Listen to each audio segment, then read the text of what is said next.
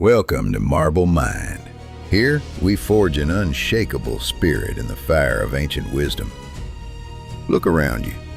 We live in an era of relentless noise, a world that demands your opinion on everything, at all times. We have been lied to. We've been told that the loudest person in the room is the most powerful, that to be heard is to exist. But look closer at the men who crumble when the storm hits. They are the ones who spent all their breath talking, leaving their inner fortress hollow and unguarded. Silence is not just the absence of sound. It is a weapon. It is a shield. It is the cold, hard ground upon which the statue of your character is built. In the philosophy of the porch, the Stoics understood a terrifying truth.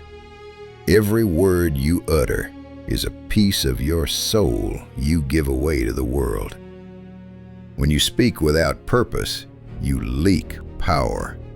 You become a leaf scattered by the wind of public opinion. Imagine a vast, dark ocean during a hurricane. The surface is chaotic, screaming, and fleeting. But miles below, there is a stillness that no storm can reach. That is the marble mind.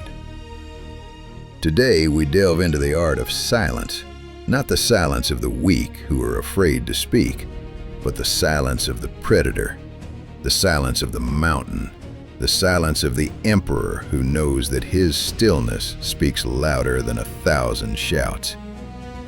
We will explore why Marcus Aurelius whispered to himself in the dead of night, why Epictetus commanded his students to remain mute in the face of insult, and how you, in the chaos of the 21st century, can reclaim your dominance by simply closing your mouth.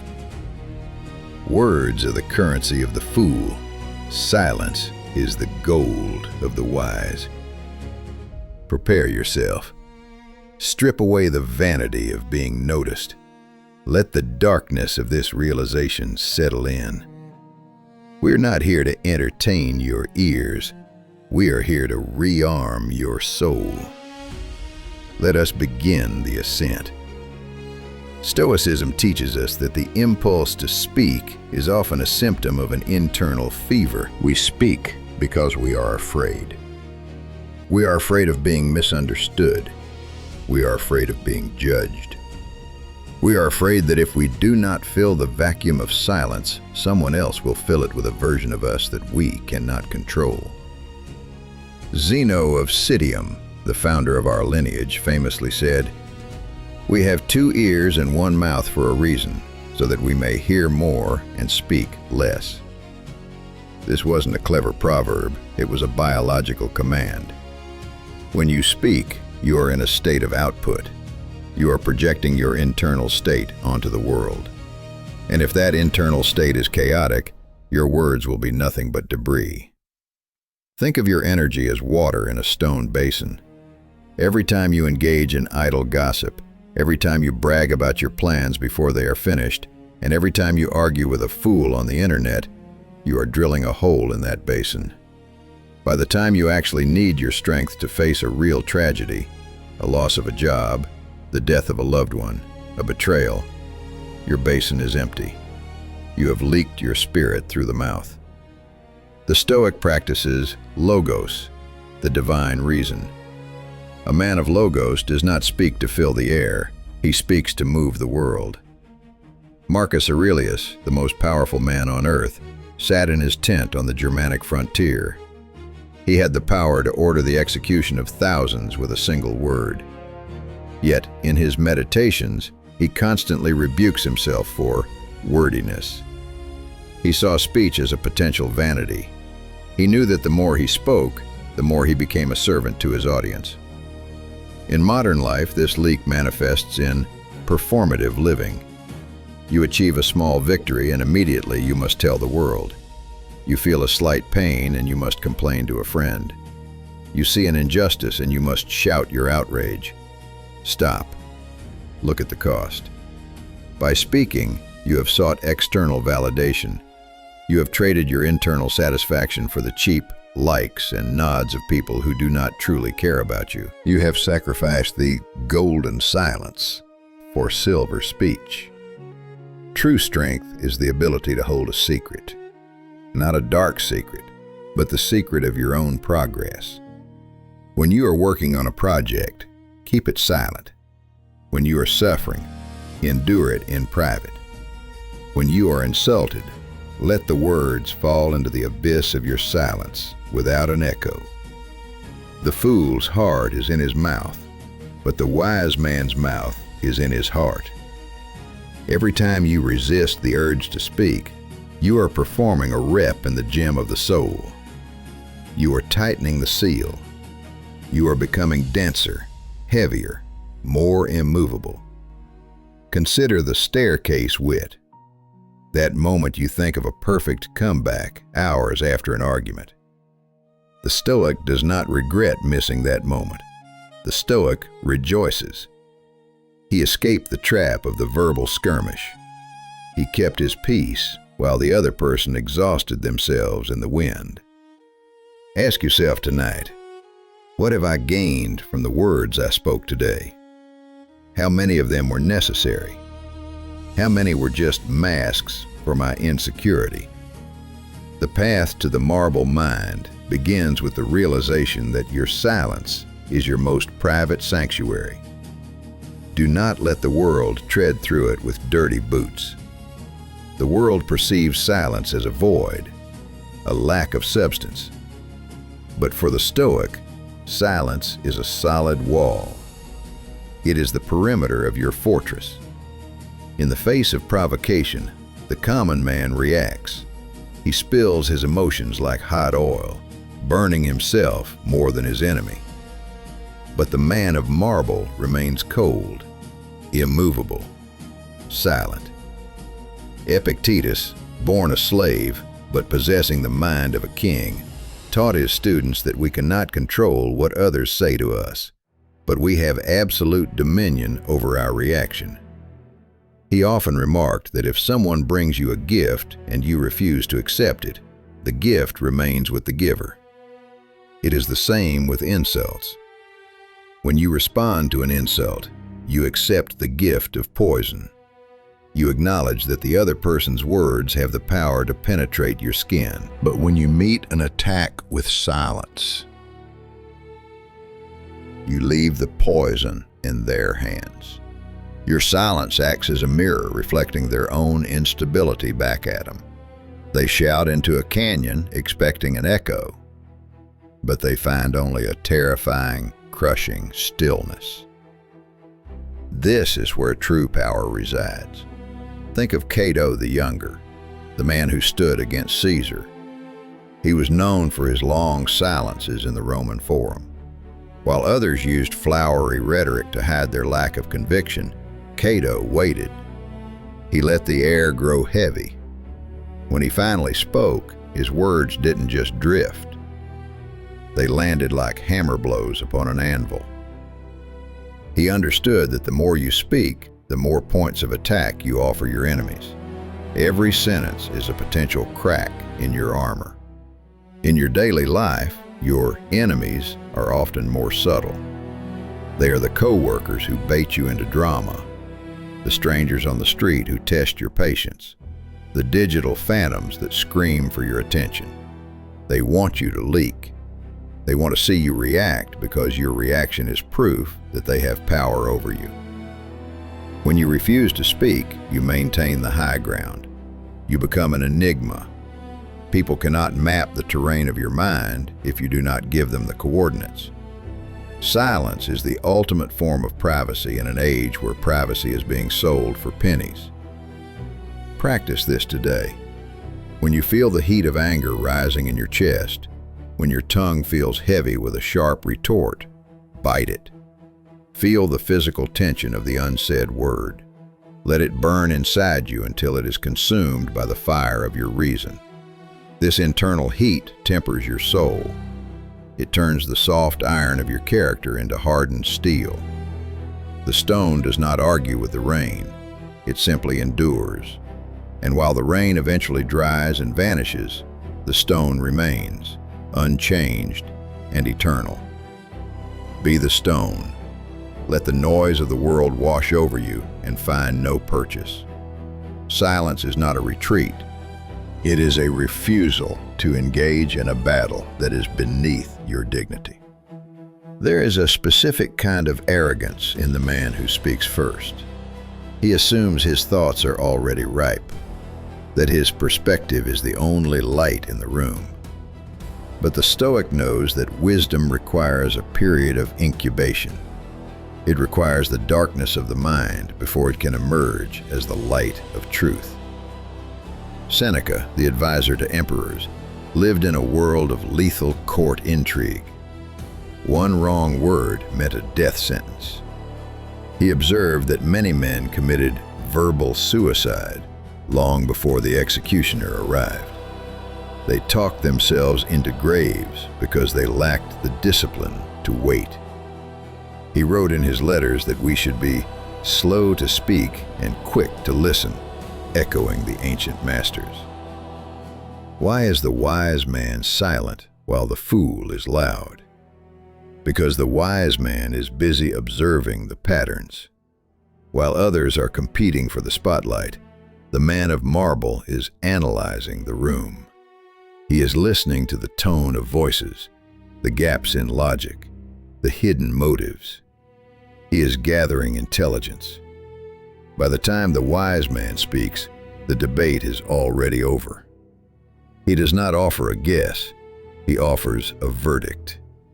His words are not a contribution to the noise, they are the resolution of the chaos.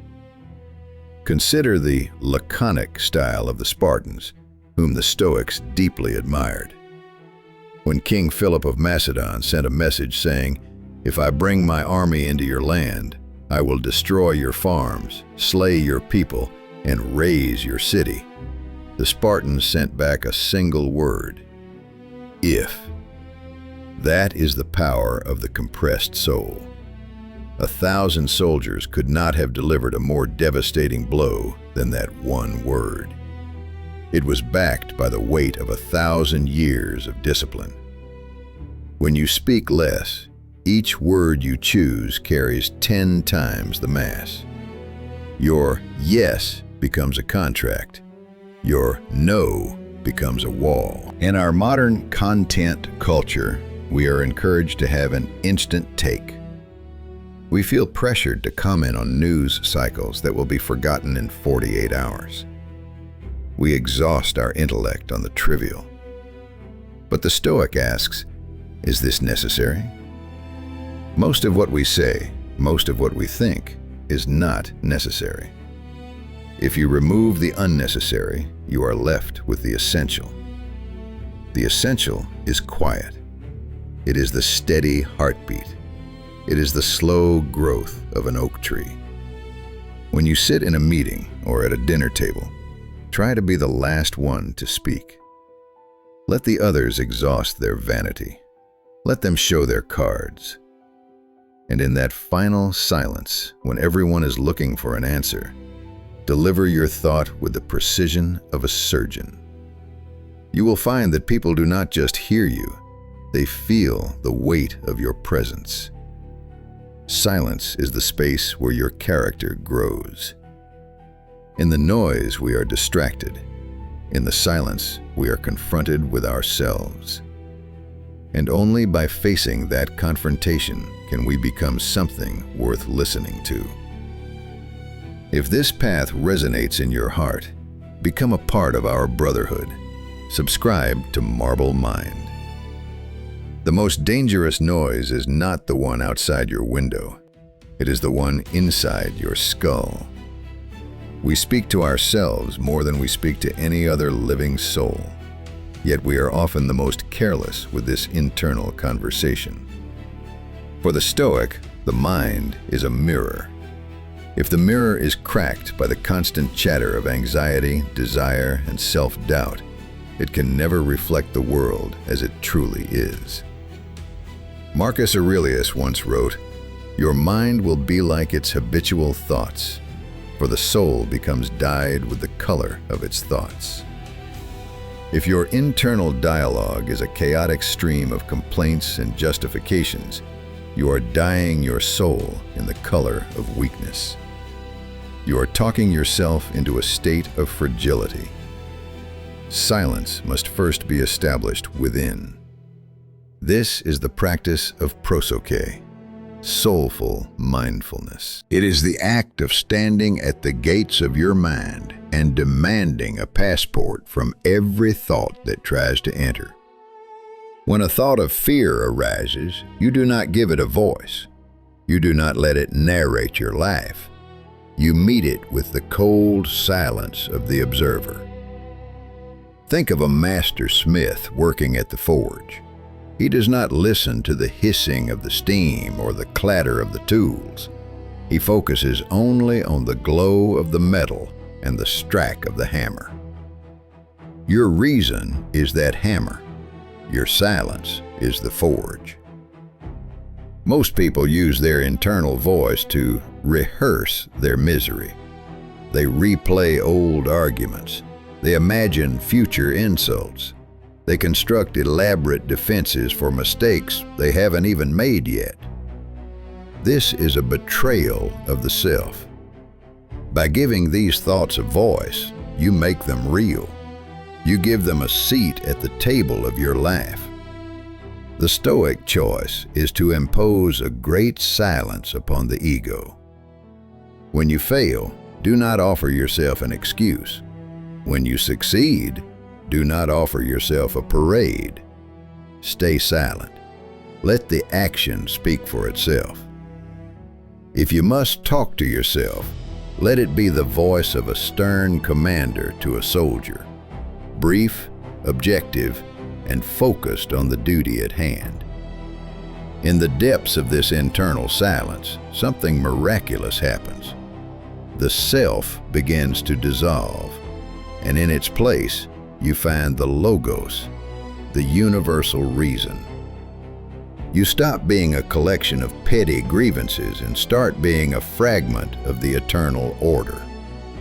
You realize that you don't need to find your voice. You need to lose the noise that drowns out the truth. Tonight, when you lay in the dark, do not let your mind wander into the thickets of what if or if only. Command your thoughts to be still. Practice the silence of the grave while you are still alive, so that you may truly understand what it means to be a master of your own spirit. We have a diseased need to be understood. We feel that if we don't explain our motives, our lifestyle, or our choices, we are somehow incomplete. We treat our lives like a court case where we are both the defendant and the lawyer, constantly pleading for a favorable verdict from the public. But hear this truth: no one is judging you as much as you think they are. And even if they were, their judgment is as fleeting as a shadow on a wall.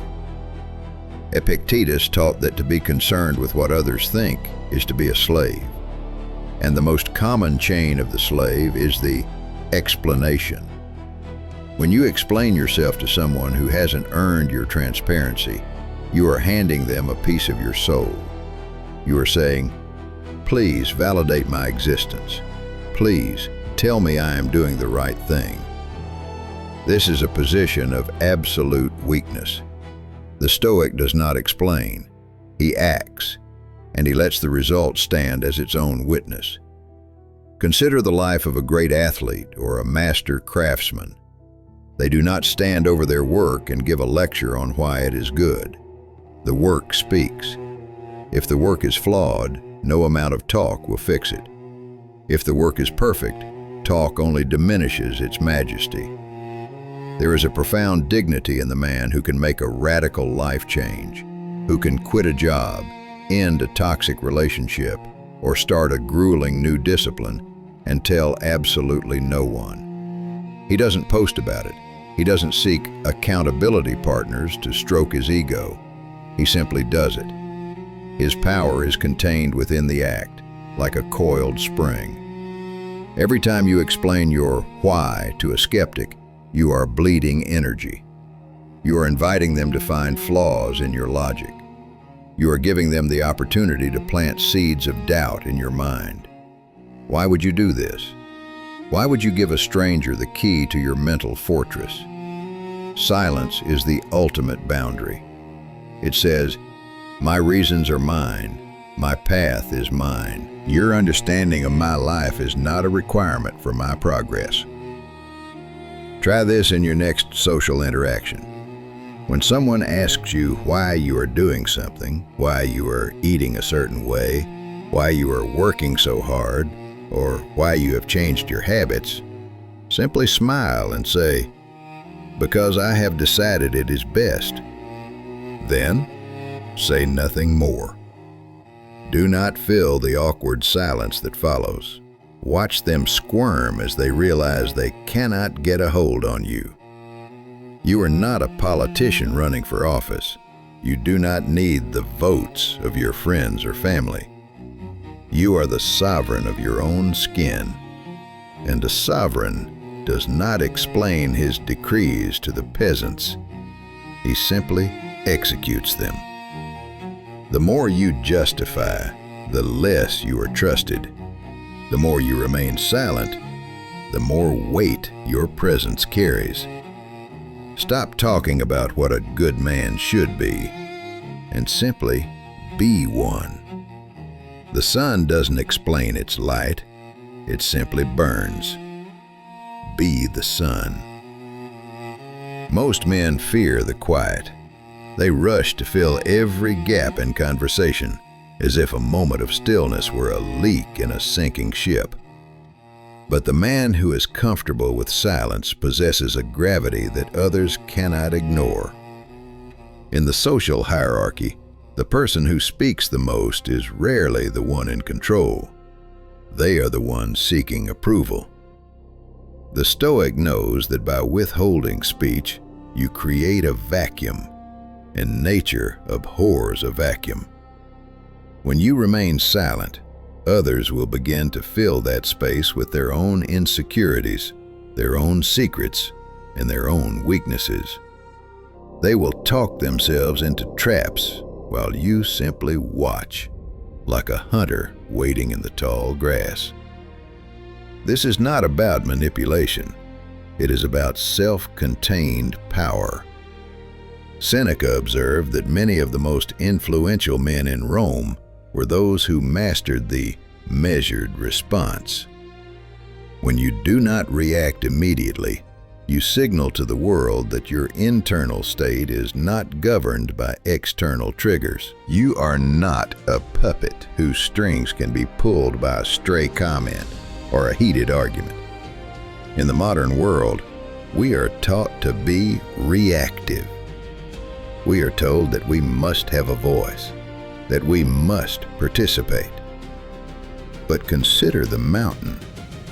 It does not participate in the storm. It does not argue with the wind. It simply is. And because it simply is, everything else must revolve around it. When you sit in silence while others are shouting, you become the focal point of the room. Your stillness is a challenge to their chaos. They will wonder what you know that they do not. They will project their own fears onto your silence, and in doing so, they will reveal their true character to you. Practice the 3-second rule. Before you respond to any question or comment, especially a provocative one, wait 3 full seconds. Look the person in the eye. Do not blink. Let the silence stretch until it becomes uncomfortable. And then, only then, deliver your answer in the fewest words possible. You will find that people begin to treat your words like precious stones rather than common sand.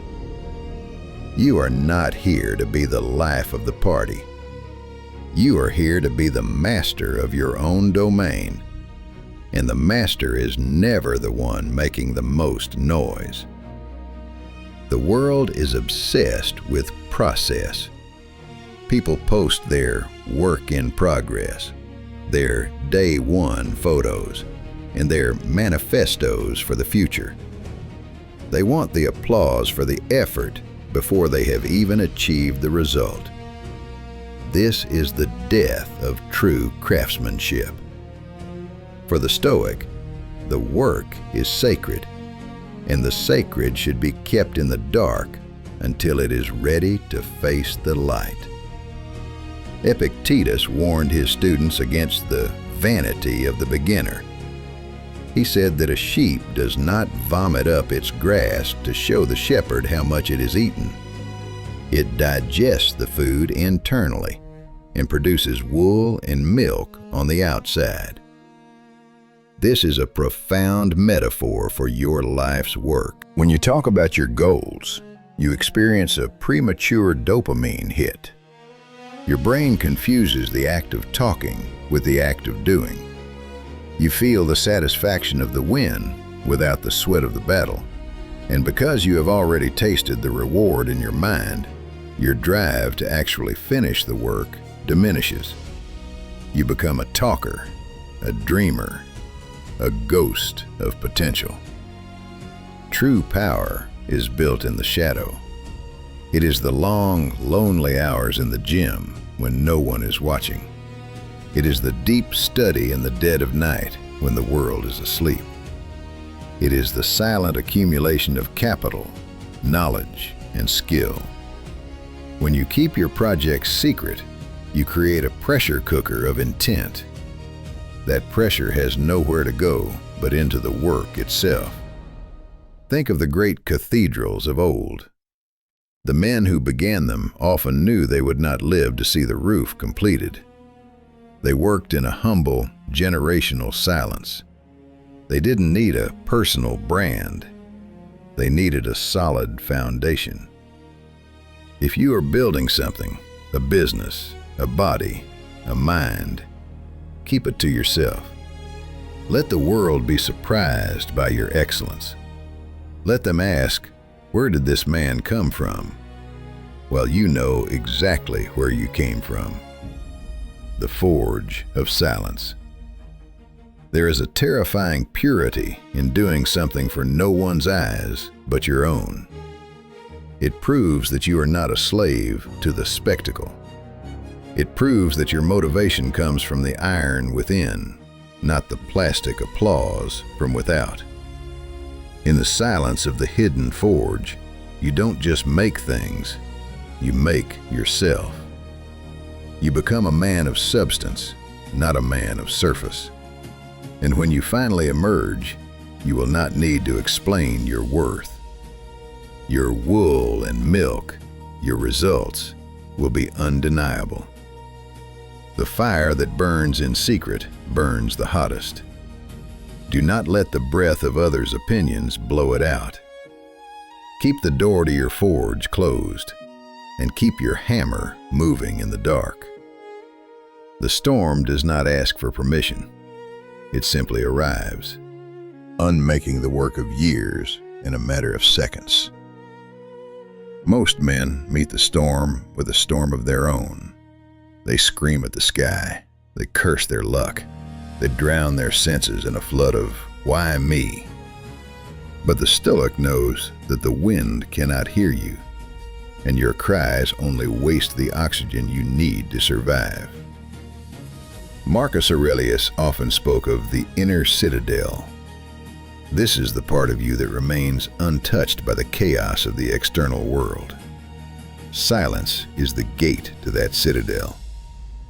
When tragedy strikes, when a betrayal cuts deep, when a project collapses, when health fails, your first instinct is to lament, to tell the world of your pain, to seek the cold comfort of pity.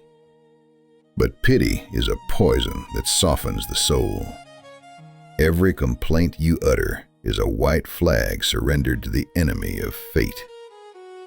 Look at the death of Seneca. Ordered by a mad emperor to take his own life, He did not beg for mercy. He did not spend his final hours in loud despair. He remained a pillar of composure, comforting his weeping friends with the silence of a man who had already conquered death in his mind. He didn't need to argue with the injustice of his sentence.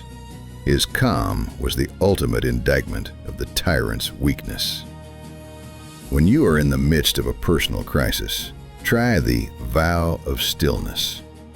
Do not speak of your misfortune for 48 hours. Do not tell your spouse, your friends, or your followers. Carry the weight in total silence. You will find that the tragedy begins to lose its teeth. Without the oxygen of words, the fire of panic cannot spread. You begin to see the situation not as a disaster, but as a set of objective facts to be dealt with. This is the stony path. It is not for the faint of heart. It is for those who wish to be the anchor in the middle of the hurricane. When everyone else is losing their heads, your silence becomes a lighthouse. It signals that you are still in command of your ship. Silence in suffering is the highest form of self-respect. It says to the universe, "You can break my body, you can take my wealth, but you cannot force me to complain. My spirit is my own." Your thought is important. Leave a short but meaningful comment under this video. Let it be your seal on today's lesson. We are terrified of the great silence, the realization that the stars do not care about our names and that the earth will eventually swallow our achievements. To escape this dread, we surround ourselves with a constant hum of distraction. We turn on the television, we scroll through feeds, we talk incessantly, all to avoid the crushing weight of the void. But the Stoic does not flee from the void. He invites it in. Epictetus taught us to remember our own mortality, memento mori. He knew that when you accept the ultimate silence of death, the petty noises of life become irrelevant. Why do you care about the gossip of people who will be dust in 50 years? Why do you fear the criticism of those who are as lost as you are?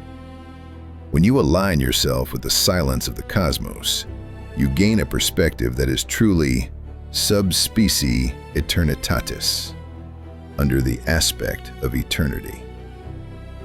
In the quiet of the night, when the world stops its frantic movement, the universe speaks in a language without words. It speaks of cycles, of the rise and fall of empires, of the cooling of suns. It tells you that your problems are small and your time is short. This should not make you feel insignificant. It should make you feel free. If the universe is silent, you don't have to perform. You don't have to be a success in the eyes of a fleeting society. You only have to be true to the nature of your own reason. Practice cosmic silence. Go out into nature, away from the hum of electricity and the voices of men. Sit until the silence stops being empty and starts being full. Listen to the sound of your own existence. In that space, you will find that most of your desires are artificial and most of your fears are hallucinations. The man who can sit alone in a silent room for an hour without the need for entertainment is a man who has conquered the world. He has found the source of his own light. He no longer needs the noise of others to feel alive. This is the ultimate victory of the marble mind. You become like the dark space between the stars, vast, cold, and profoundly peaceful. You realize that the silence is not your enemy, it is your home.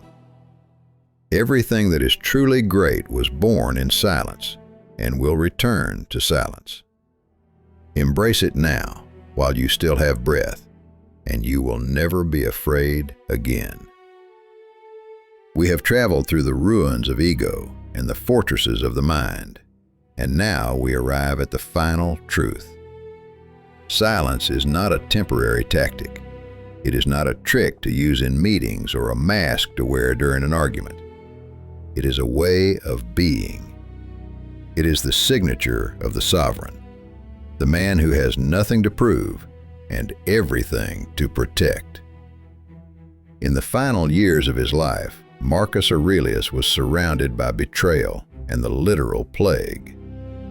He was the most powerful man on the planet, yet his writings reveal a man who lived in a state of profound internal seclusion.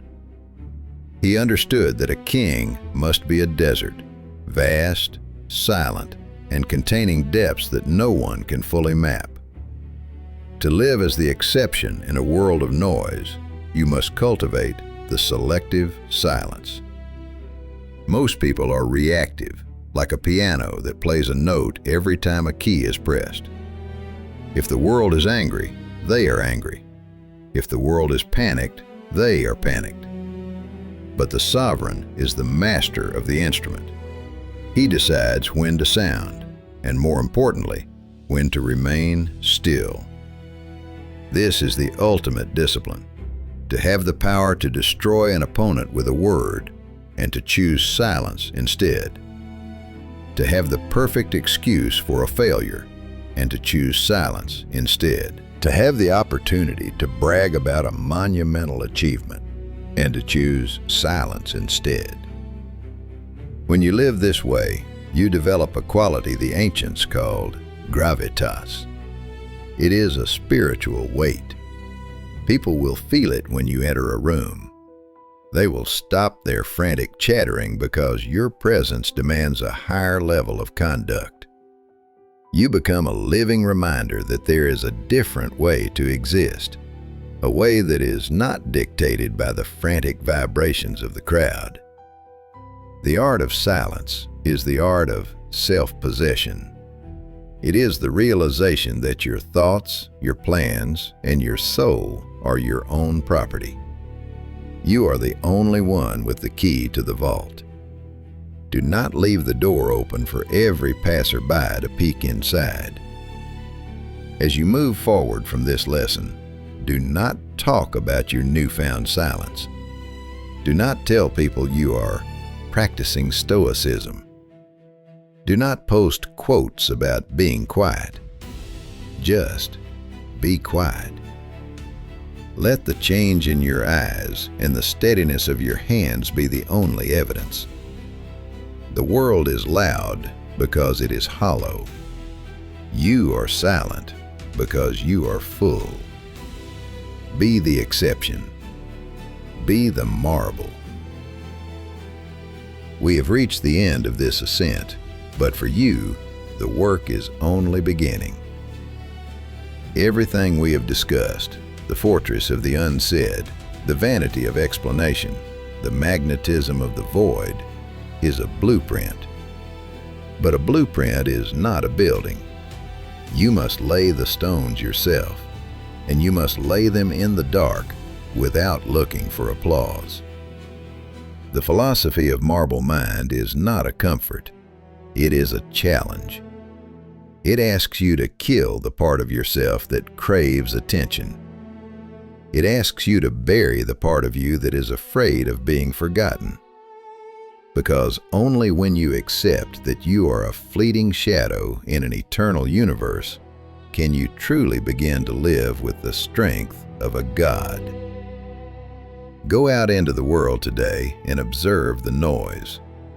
Listen to the desperate voices of men trying to convince themselves they matter. And then, look within.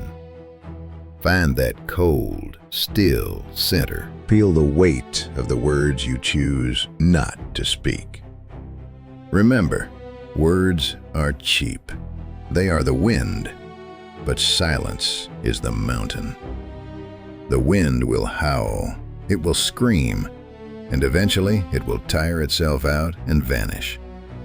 But the mountain will still be there, piercing the clouds, bathed in the light of the sun. You are the architect of your own character. You are the guard of your own gate. Every time you hold your tongue, you add a layer of steel to your spirit. Every time you refuse to justify your path, you become more sovereign. The world does not need more talkers. It does not need more opinions. It needs men of marble, men who can stand in the middle of the fire and say nothing, because their very existence is the answer. Silence is your weapon. Silence is your shield. Silence is your victory. Hold the line, stay cold, and keep the fire burning in the dark. This is Marble Mind.